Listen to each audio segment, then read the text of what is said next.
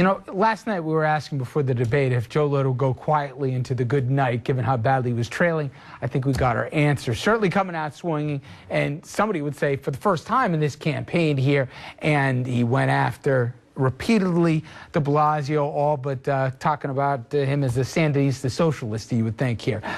Dominic, too little, too late. I know the polls say he's getting creamed here. We'll show the ads in a second, but the ads kind of follow the same narrative. A vote for de Blasio is a vote for a turn back to the 70s and to the dangerous days of the city.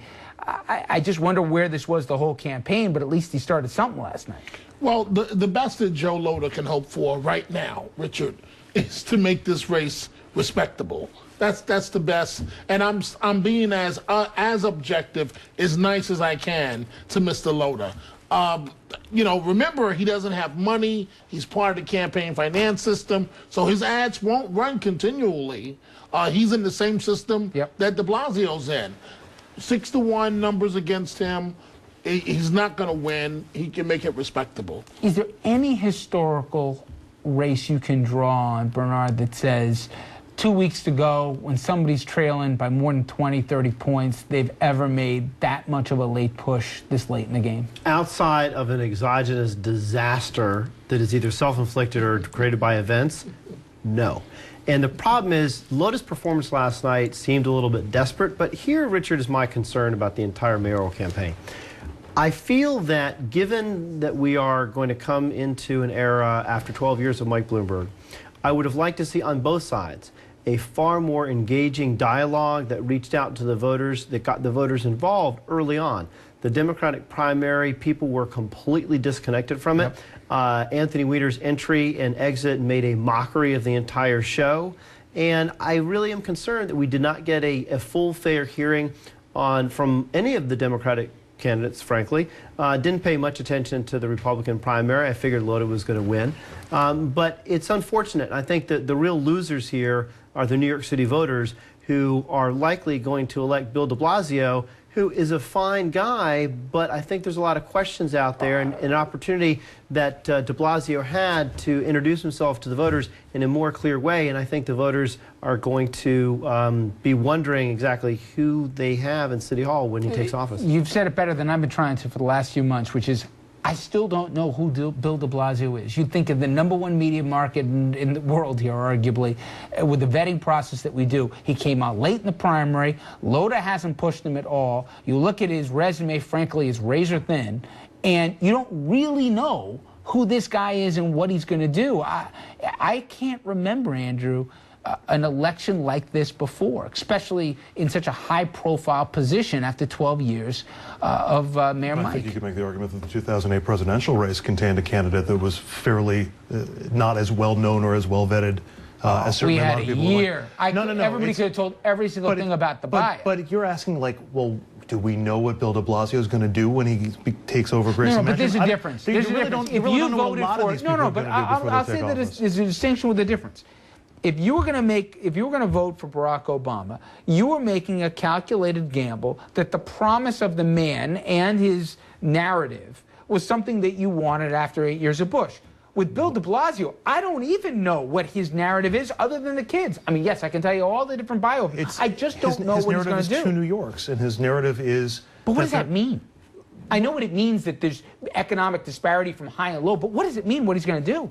Well, I'm not as uncertain as you are as to what he's got. He's going to raise upper end taxes. He's going to try to distribute some of the benefits in programs that are going to benefit other New Yorkers. Spread some of the focus. He hopes the race. Exactly. Cuomo has already said he's not on board for that. Right. The problem is, it ain't going to happen. No. The taxes are not going to be raised, and so my concern there is one of his signature issues, which is universal pre-K, which I support. The vehicle that he's using to fund that is simply a non-starter nominee. It's not going to happen. That's my point. And he can make all the promises he wants, but at the end of the day, so much of the die is cast here. And I'm sorry, the economic engine that does drive New York still is in Lower Manhattan. And he's got to figure out a way. If you want to have more equity, I'm all for it. But I don't know that the rhetoric's going to really pay off right after he's elected. But you make a very good point. You know, with the Weiner scenario, we really didn't get a chance to fully look at all the candidates. And the people that lose are the citizens of New York.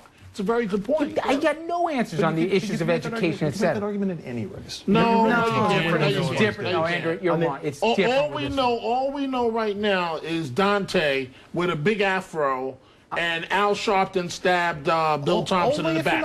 That's all we know. Only if you're not looking. I mean, you can find the information about the plans and what they're trying to do. You can't find anything about Bill Thompson. I mean, about de Blasio. Take the time to do that. What was missing from this debate is any candidate that outlined a true, inspiring vision for a New York post-Bloomberg that talked about economic development linked with housing, linked with education. This is all connected. How to turn New York into an innovation, tech-driven city that's going to create jobs and have the housing and education to be able to fill those jobs and house those people that are going to take those jobs. That type of discussion was completely absent. I thought the race was going to be about the outer boroughs, too. Whatever happened to that? Remember? I got to say, though, I mean, Anthony Weiner, for all of his, for all the damage he did to this race, had a booklet or a sheet like 125 pages with those kinds of details. Nobody ever read it. Well, because it was Anthony Weiner. But it's not. I mean, you're blaming the candidates here, and I'm saying the voters have some culpability here too. If you want to find this information, you can find it. Listen. I mean, fine. You want to not blame the candidates. You want to blame the media for covering it, whatever. I'm just saying, at the end of the day, in November, when they choose the next mayor, and it's going to be Bill de Blasio, I can't remember another time where it's buyer beware. We don't know what we're getting. And also, you said it best. It doesn't matter what he says. Realistically, what he can do. You can say whatever you want about Bloomberg. What he said he was going to try to do, there was a fighting chance he could get it done. You may not have liked it, but he had a chance to actually push the stuff through. De Blasio, and he's got no equity at the city council, et cetera. It's as big a crapshoot, not his fault, but that I can remember at least.